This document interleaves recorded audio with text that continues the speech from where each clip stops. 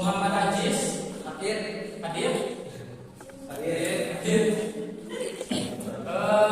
Iban Rohman hadir Pak. Ahmad Hilmi Ya hadir Pak. Ilham Hadir Pak. Irfan hadir. Iklimah Nunui iya ini sakit. Yang lainnya hadir. Iya. Kita doakan ya, semoga yang kami sakit Allah SWT sembuhkan secepatnya. Semoga bisa kembali melakukan aktivitas seperti biasanya. Belajar seperti kita semua di sekolah tercinta ini. Amin ya Allah ya Rabbal alamin. Sebelumnya pertemuan minggu kemarin Bapak membahas tentang Khulafaur Rasyidin atau sahabat Nabi yang menjadi pemimpin setelah wafatnya Nabi Muhammad SAW. Di sini ada yang masih ingat Khulafaur Rasyidin itu siapa saja? Abu Bakar, Utsman, Nah, untuk pertemuan sekarang Bapak akan menjelaskan atau kita akan belajar salah satu sahabat Nabi, yaitu kisah keteladanan sahabat Abu Bakar.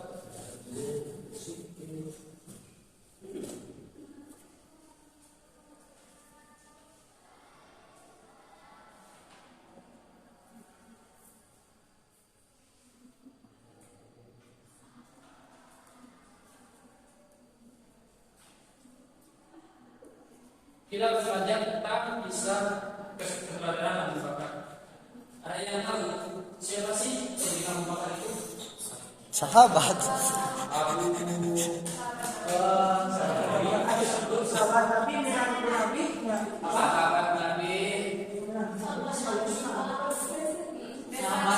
sekaligus mertua.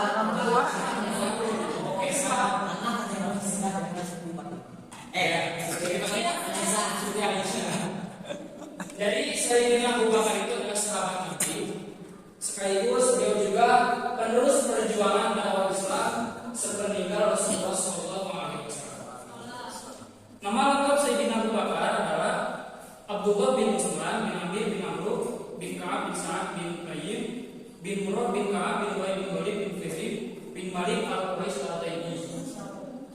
Di mana jika kita memperhatikan bahwasanya sangat keturunan Sayyidina Abu Bakar ini bertemu dengan garis keturunan Rasulullah pada Murrah bin Ka'ab. Sayyidina Abu Bakar ini merupakan orang pertama di kalangan laki-laki yang masuk Islam. Berarti sebelumnya beliau bukan Islam dong? Iya. Sayyidina Abu Bakar sebelum masuk Islam beliau mempunyai nama Abdul Ka'bah. Ketika beliau masuk Islam, Rasulullah mengganti namanya menjadi Abdullah. Setelah itu, kemudian nama beliau lebih dikenal di berbagai periwayatan oleh ulama Ahlus Sunnah sebagai nama Abu Bakar As-Siddiq. Kok bisa jadi Abu Bakar As-Siddiq? Karena baru bicara tentang gelar ataupun panggilan Abu Bakar.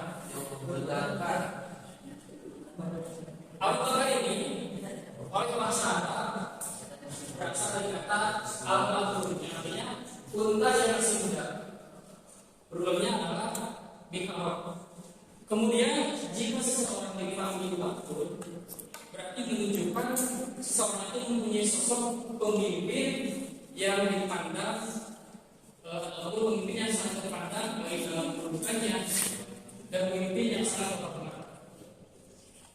Jadi Sayyidina Abu Bakar ini sebagai pemimpin yang sangat terhormat baik dari segi garis keturunannya ataupun nasabnya, dan juga dari segi strata sosial. Beliau merupakan saudagar yang kaya raya. Kemudian yang kedua ada atin. Panggilan atau panggilannya itu atin. Beberapa ulama mengemukakan pendapat yang berbeda tentang gelar atin pada Sayyidina Abu Bakar. Yang pertama, karena wajahnya yang apik ataupun cerah dan bersih. Alasan yang pertama. Kemudian ulama yang lainnya mengemukakan bahwasanya garis keturunannya itu yang bersih, tidak ada cacatnya. Yang ketiga ada asmidik.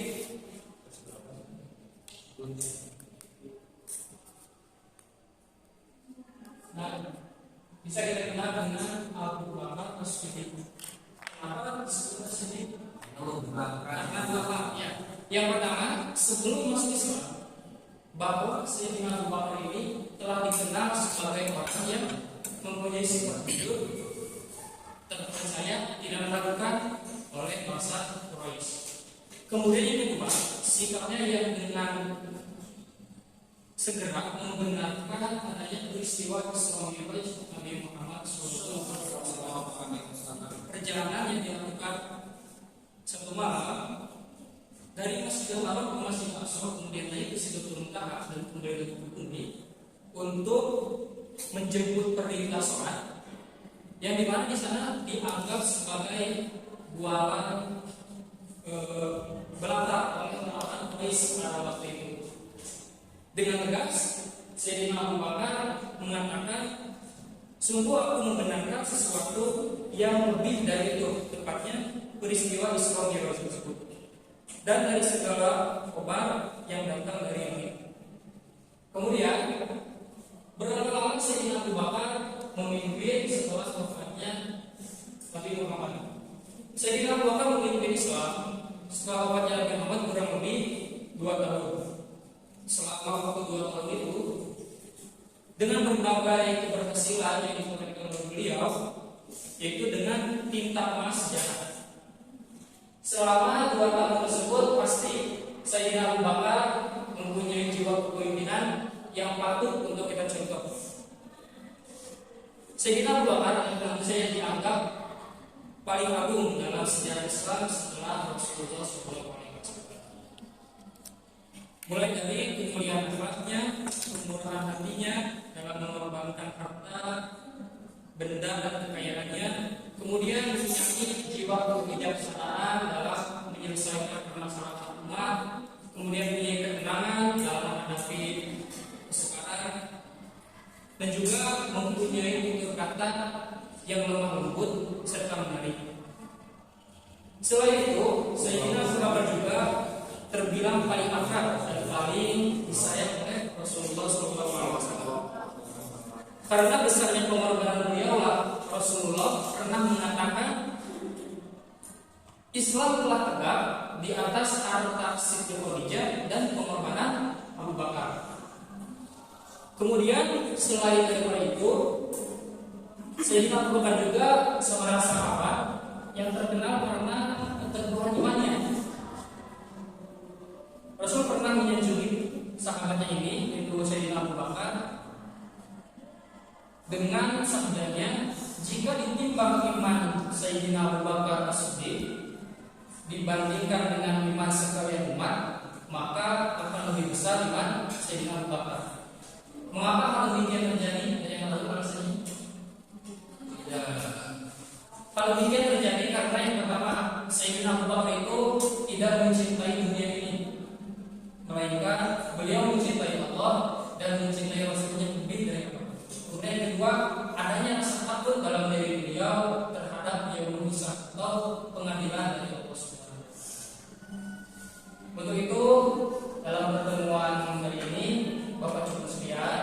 Sebelum Bapak pilih pertemuannya, ada tugas untuk kalian, yaitu silakan kalian tuliskan kembali poin penting ataupun sifat-sifat yang harus diteladani oleh kita semua, kemudian kalian aplikasikan dalam kehidupan sehari-hari. Semoga pertemuan ini menjadi manfaat bagi kita semua. Bapak Ibu, dan juga kita bacakan